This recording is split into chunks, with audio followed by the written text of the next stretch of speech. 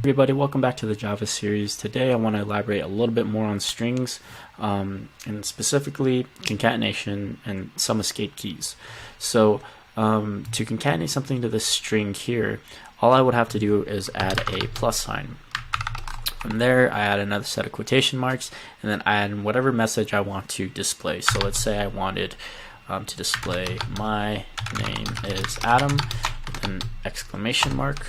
Let's save this. Then let's print it to the console just to see what it does. So remember, you have to compile the file first, and then you can run it using Java. So instead of printing Hello Galaxy like the previous video, all we're going to do is, all we did was we just added more to this, and we added the my name is Adam with an exclamation mark. So going back to this, another thing that we can add is a new line. So what if I wanted to kind of print this to a different line? Okay, here's what I would do. Java has this thing called escape keys. The most common one for this scenario is adding a \n, and the backslash is pretty much the escape. The n just kind of indicates, hey, let's move on to the new line after you've printed out this statement right here. So once you're done printing this statement out, let's move on to the next line and let's print out this statement here. So if I compile that file, well, if I save first and I compile this file,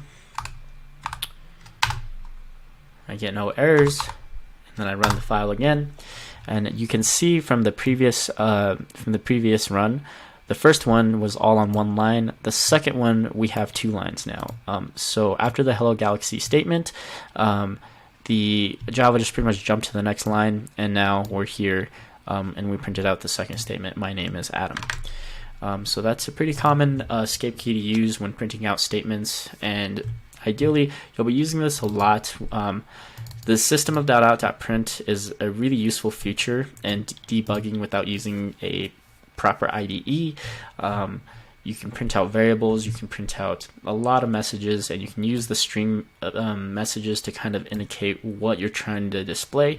We'll elaborate on this more a little bit in the future, but for now, if you want to play around with it, take a look at some of the unique escape keys in Java, and also practice concatenating strings together. So with all that being said, if you like this video, feel free to give it a thumbs up, subscribe, and I'll see you in the next lesson.